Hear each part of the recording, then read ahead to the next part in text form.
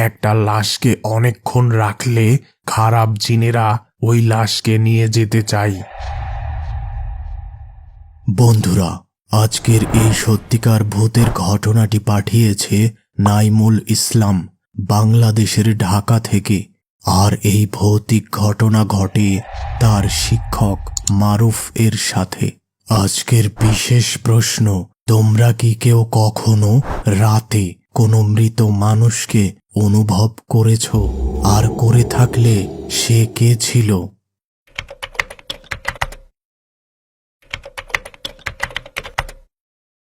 মারুফ তখন তার এইচএসসি পরীক্ষার প্রস্তুতি নিচ্ছিল।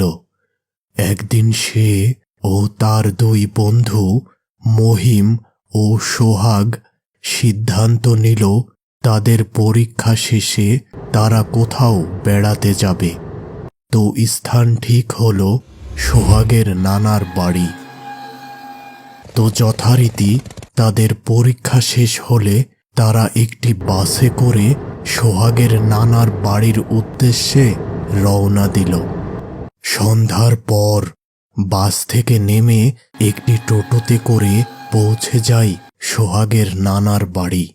সকলে খুব ক্লান্ত থাকায় অল্প কিছু খাবার খেয়ে তারা দ্রুত ঘুমিয়ে যায়। পরদিন হঠাৎ সোহাগের খালা ভীষণ অসুস্থ হয়ে যায় এবং তাকে হাসপাতালে ভর্তি করা হয়। ওই দিন বিকেলের পর মারুফ একা একা বেশ কিছুটা দূরের একটি দোকানে যেয়ে সিগারেট ও চা খাওয়া শুরু করে। কিছু সময় পর তার ফোনটি বেজে উঠল। সোহাগ ফোন করেছে। এই শোন, আমরা বেশ কিছুটা দূরে ঘুরতে যাচ্ছি। তুই আমাদের সাথে যেতে চাইলে দ্রুত বাড়ি চলে আস। না, এই সন্ধ্যায় কোথাও যেতে ইচ্ছে করছে না, তোরা চলে যা। এরপর মারুফ ওই চায়ের দোকানে আরো কিছু সময় অবস্থান করে। এরপর সে অন্ধকারে বাড়ির দিকে একা একা রওনা দেয়। বেশ কিছু সময় হাঁটার পর সে বাড়ি পৌঁছে যায়, কিন্তু বাড়ির অবস্থা দেখে সে বেশ অবাক হয়। বাড়িটি সম্পূর্ণ অন্ধকার, কোথাও কোনো বাতি জ্বলছে না। মারুফ তখন দ্রুত সোহাগকে ফোন করল। কিরে, সারা বাড়ি অন্ধকার, বাসায় কেউ নেই নাকি? আরে হ্যাঁ, আমরা এখন হাসপাতালে। আমার খালার খুব খারাপ অবস্থা, কি হবে বলা যাচ্ছে না। তুই একটু একা বাসায় থাক, আমাদের আসতে কিছুটা রাত হবে। এই রাতের বেলা একা এই বাসায় থাকতে হবে ভেবে মারুফের মনে কিছুটা ভয়ের সঞ্চার হলো। এবার সে ঘরে যেয়ে পরিষ্কার হতে ওয়াশরুমে গেল। পরিষ্কার হয়ে এসে সে বিছানায় শুয়ে ফোন চালাতে লাগল। এভাবে কখন যেন রাত 12টা বেজে গেল। এবার সে একটি ল্যাপটপে কিছু কাজ করা শুরু করল আর তার বন্ধুদের বাড়ি ফেরার অপেক্ষা করতে লাগল। এভাবে রাত প্রায় 2টা বেজে গেল। এমন সময় ঘরের দরজার বাহির থেকে কারো হাঁটার শব্দ শুনতে পেল। প্রথমে সে ওই শব্দটিকে বেশি পাত্তা দিল না। এবার বাহিরে দৌড়াদৌড়ির শব্দ শুনতে পেল, আর সাথে সাথে তার মনে পড়ল সে এই বাসায় একেবারে একা। তাহলে কে বাহির থেকে এই শব্দ করছে? সে দ্রুত দরজা খুলে দেখল, কিন্তু কাউকেই দেখতে পেল না।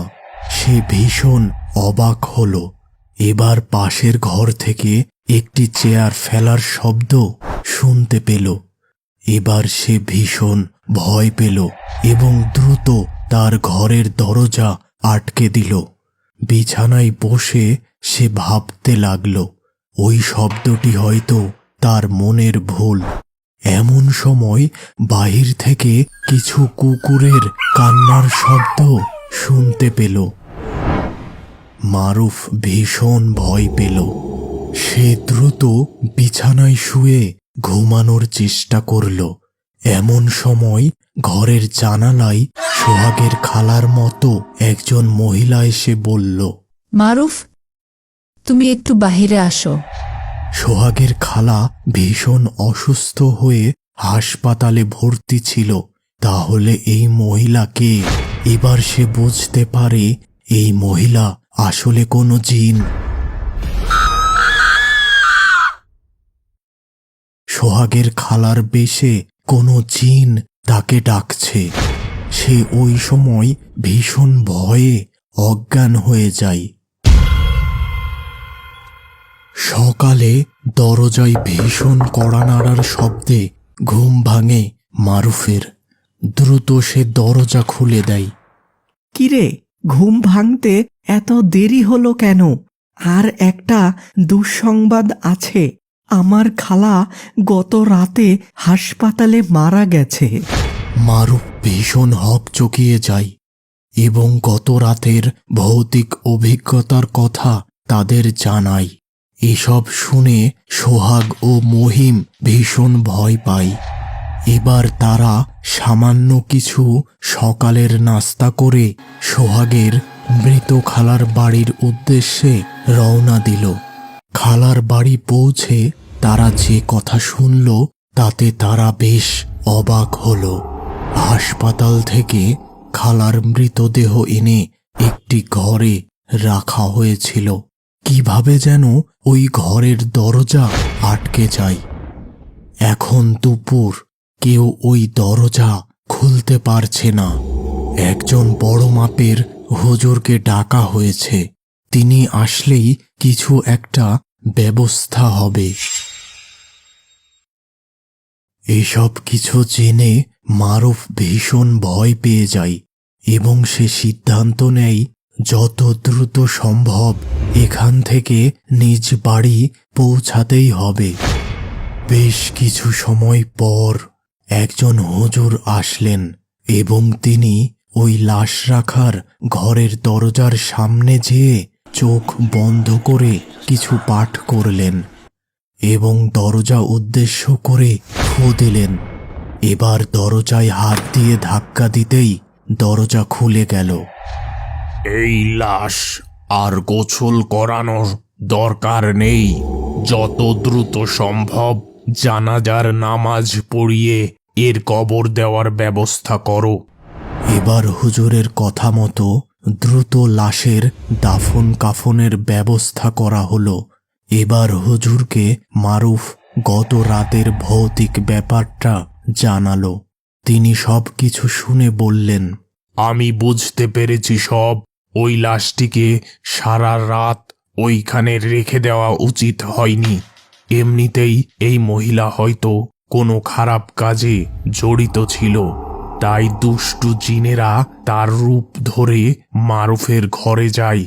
আর মারুফকে ওই বাড়ি হতে জিনেরা হয়তো তাড়াতে চেয়েছিল। এমনিতেও একটা লাশকে অনেকক্ষণ রাখলে খারাপ জিনেরা ওই লাশকে নিয়ে যেতে চায়। তোমার ভাগ্য ভালো যে তোমার কোনো ক্ষতি করতে পারেনি। ওই দিন রাতে মারুফ আর ওই বাসায় থাকেনি। সে একটি হোটেলে ছিল এবং পরদিন সে তার বাসায় চলে আসে। আর এরপর থেকে জীবনে আর কখনো মারুফ ওই সোহাগের নানির বাড়ি যায়নি।